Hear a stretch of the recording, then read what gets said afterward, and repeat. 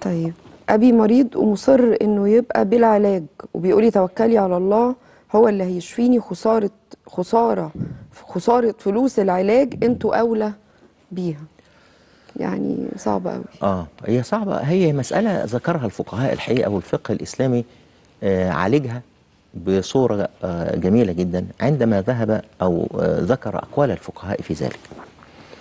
هو الأول الدواء هو استعمال ما فيه شفاء بإذن الله، سبب من الأسباب، ولازم نحط بإذن الله دي طبعا ما فيه، لأن حتى الإمام ابن حجر بيقول تعليقا على جملة زي كده، بيقول قد يكتب الطبيب دواء في وقت فيحدث به الشفاء بإذن الله، ويكتبه لنفس المريض بعد وقت آخر في نفس المرض ولا يحدث به الشفاء.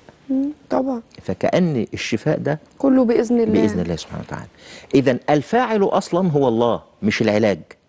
طب ما العلاج ده إيه؟ ده سبب، بناخد بالأسباب. الدواء استعمال ما فيه شفاء بإذن الله من عقار هيبلعه ويشربه، أو رقية أو نحو ذلك. طيب يقوموا السادة الحنفية يقولوا العلاج مباح، ما يقولوش واجب.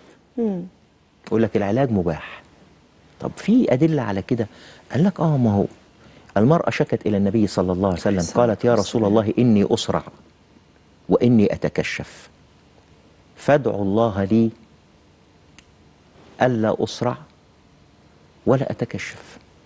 فقال النبي صلى الله عليه وسلم لها إن شئت صبرت على المرض، إن شئت صبرت ولك الجنة، إن شئت صبرت ولك الجنة. أهو ما دعالهاش، والدعاء ده كان هيبقى سبب في الإيه؟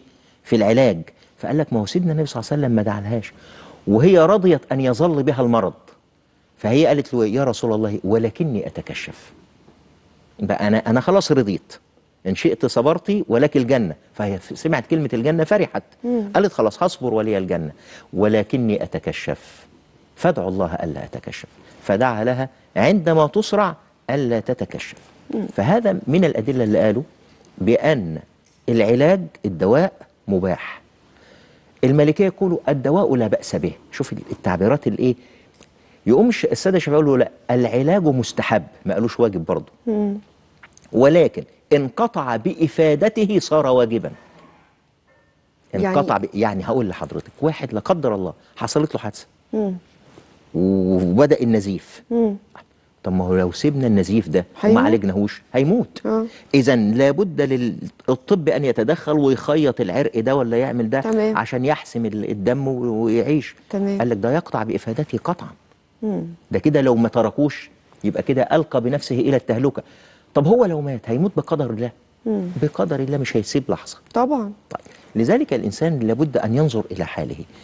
يعني العلاج يأخذ بالسبب ويتوكل على الله ولا يترك العلاج.